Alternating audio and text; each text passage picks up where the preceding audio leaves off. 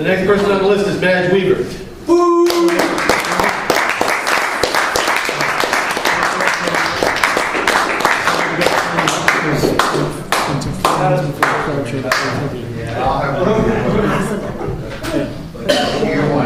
Should have never let him out from behind the piano. Like Oscar the Grouch. This one's called Calling It In. Resistance is futile. Being one with everything, dust to dust we must. Fears and tears, but scales for eyes. This prayer place we, dancing a dance of spirit and matter. Paring the apple, preparing for consumption with incantations. Yeah.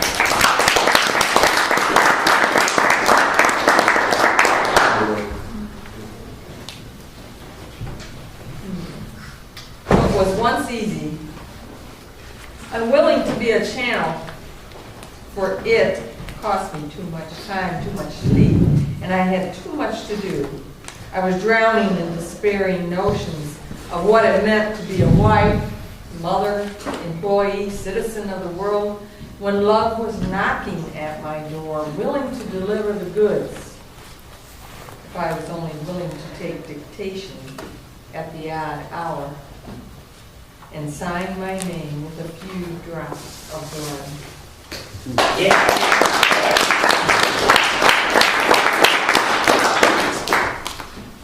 My most recent one, called Landscape. I love playing with the same sounds and see what comes about. Landscape, pulse predominates. Preordained, personal, pantomime, pandemic, pitiful, plentiful. Passive passage, pedometer, plotting, path, panting, projection, pattern, peeping, plotting,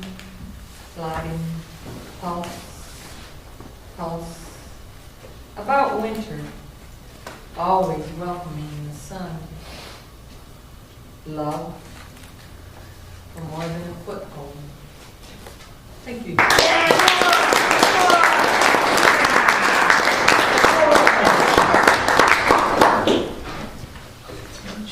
You really need to do your Anastasia piece again, man. Yeah, really. A command performance.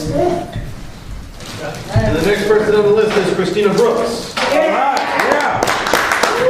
Let's make some noise, you heathen.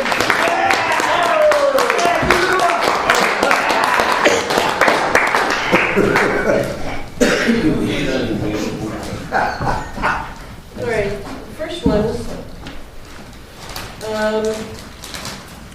I went through a really bad bout of depression over the last couple months, so this is where this one came from. I'm past that now, so it's titled Empty.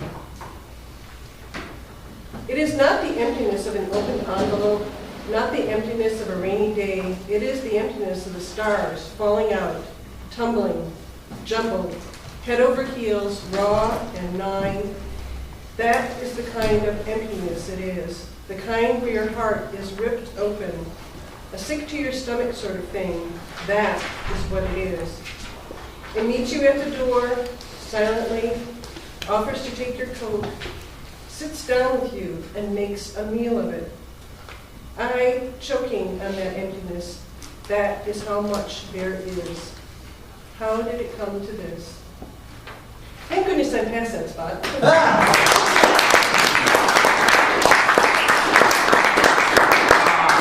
Felt good to write about, though. I wrote a couple of things, but this one, some of you know my husband has Alzheimer's, and so this is one of the many things I've written. It helps me to understand what's going on with him. So it's titled Stains and Memories. Memories merely stain your consciousness. Thinly lit shadows now, trapped between the relevancies, gauze-like filaments that flutter, finding no anchor, no foothold for recognition. Days and nights merge, then submerge to be lost forever. Your mindless repetition chains you to the daily turnings, the simple routines. Only this waning familiarity brings you any comfort. No joy, no laughter is there to quell the quiet anger. Little left to trigger a familiar response. Just the stark blueness of your eyes is all there is to remind me to remember, because all you can do now is to forget. Faded present, faded past, now blend together seamlessly. Fragile memories that cannot last, will not, because they are lost in endless tangles. Twists of fate wound round your finger, wound round your mind so tight, it leaves us with no room to breathe.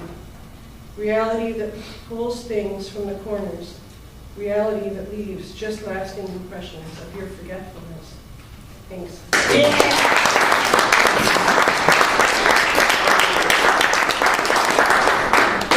I just have one more. It's titled Selkie. I don't know if any of you have ever seen the movie Roan Inish, but it's about, it's one of my favorite movies. It's an odd movie as far as I'm concerned, but I love it. But Selkie's like a female, it's like a male mermaid, or a mer person. Or, What movie was it? it's called, what is it called? The Secret of Roan Inish. It's about an Irish legend having to do with sea creatures. So, and this is based on a male Selkie rather than a female. Oftentimes it's a female, but I like things having to do with myth and legends, and so I've been writing some pieces having to do with that. The sand gently gave way beneath my feet as the evening stars awoke, and as I strode to meet the tide, 7 tears in silence fell among the lapping waves. Unknowingly, the ancient call that beckoned you. No recognition in my weary heart of the spell I'd spun to call you. Your dark eyes, touch, and eager mouth were all it took to bind me, make me forgetful just who I was or what I needed to survive. Oh, seduction, you wear the skin of man, with love, ripe longing, and sweetly salted skin. Your sea scent envelops every shell and soft turning, every fold and rising rhythmic wave. This is how you break and fall upon me, as others never could. Having you, I only wish to keep you. In truth, I wondered who was really bound to whom. For passion binds more swiftly than the ocean's moving tide, and fills a void as vast. So here it was, I wished to cast the net that mysteriously would bind you. So as you slept, your fleece I took and hid. But gazing at your slumbering face one night, I knew the truth at last. It is not love if it really tightly binds you. So your fleece I cast upon the sea to set you free, hoping that in time you choose yourself to finally come back to me. So here I sit and cast my silent tears upon the land and wait for thee. Thank you.